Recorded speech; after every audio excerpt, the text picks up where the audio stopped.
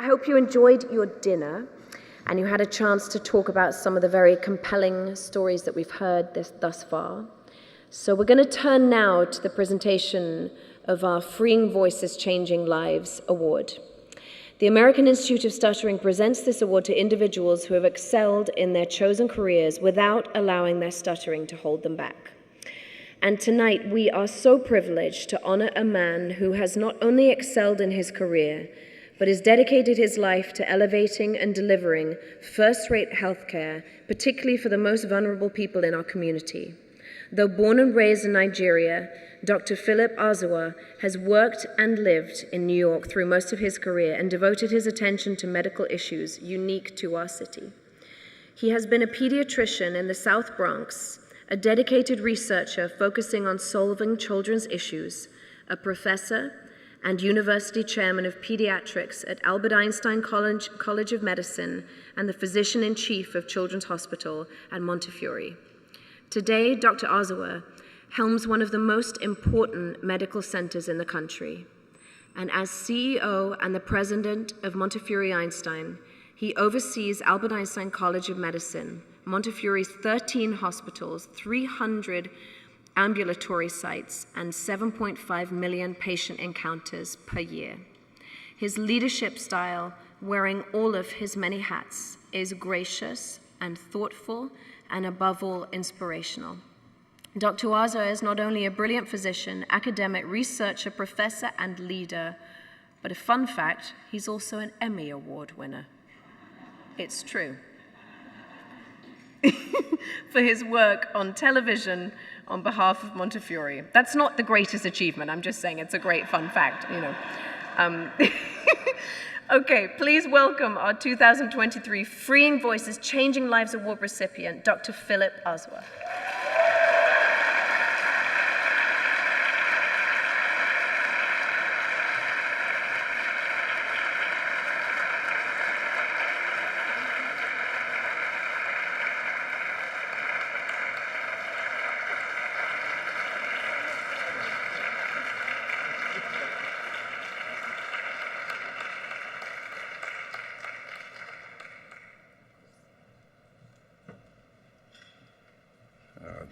Thank you so much. Thanks, Emily.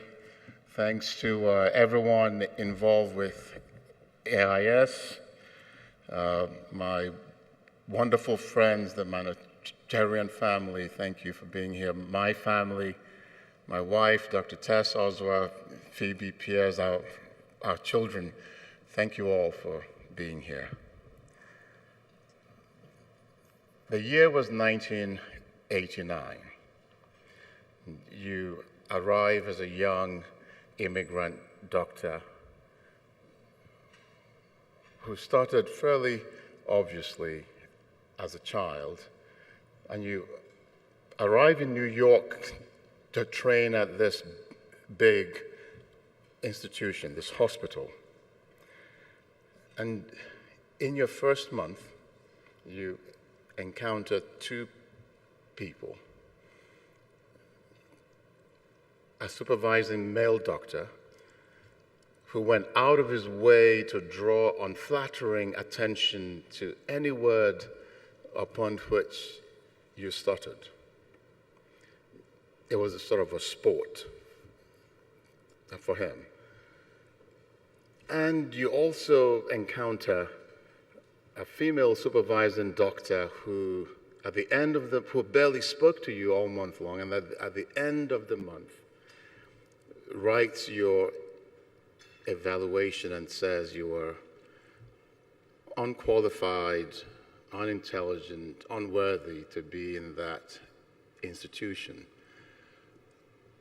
And you're sure that it's a mistake because, among other things, you always wore a shirt and a tie and trousers and polished shoes and a starched white coat, and she had rated you on every attribute. On a scale of 0 to 10, she rated you a 0, including on appearance. And so you're thinking, well, my intellect may not be up to par, but I looked sharp, I thought.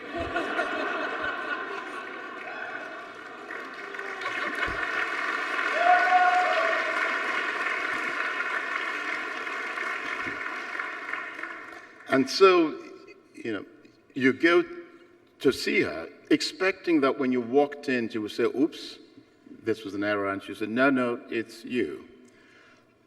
And you said, well, could you please tell me what I could do to get better? In particular, what could I do to appear better?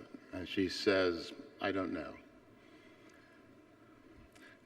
The other reason that you thought it was a mistake is because many people, although your name is Philip, many people called you Peter. Because there was only one other trainee in the place who shared your heritage. And his name was Peter. So people called, and although you didn't think you looked anything alike, they called you Peter. So your goal that first year was to simply be called by your name, was to perform with enough excellence and distinction that they would call you by your name. You think about Elizabeth Barrett Browning, 1845, who wrote, "Yes, call me by my pet name. Let me hear the name I used to run at when a child from innocent play and leave the cowslip's pile to glance up in some face that proved me dear with the look of its eyes. I miss the clear fond voices whose being drawn and reconciled to the music of heaven's undefiled call me no longer. You're 6,000 miles from home and you miss the voices that called you by your own name." 13 years later, you enter the elevator in the hospital going up to the 10th floor to visit a patient.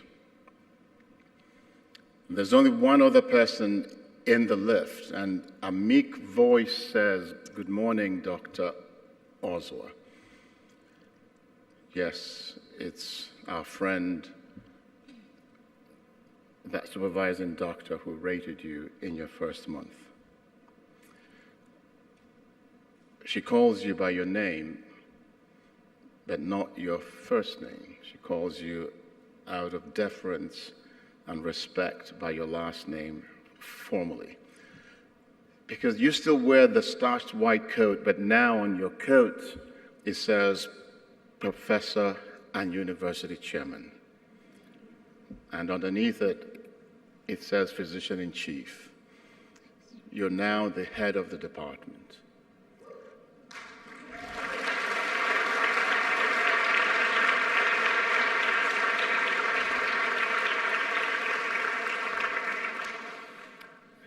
And as you ride up, you can see her squeezing herself into the corner, trying to disappear. And you can literally smell the fear. And you can hear her thinking, "I wonder if he remembers." Because you've never said anything about it since. But now, 10,000 doctors work for you. When you walk into the ER now, everybody stands up, including the male doctor who mocked you.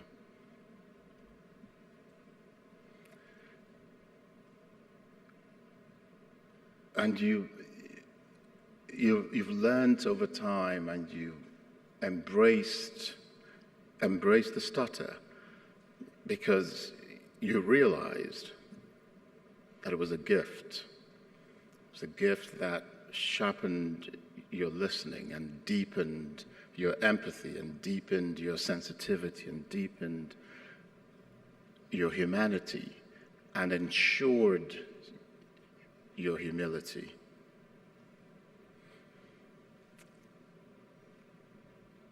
And so even the one that mocked you stands up now when you walk into the room. and you think about the 13th century Persian mystic Rumi, who said, "You've seen a herd of goats going down to the river. The lame and dreamy goat brings up the rear. There are worried faces about that one, but now they're laughing because look, as they return, that one is the leader." There are many different ways of knowing the lame goat's kind has branches that trace back to the roots of presence. Learn from the lame goat and lead the herd home.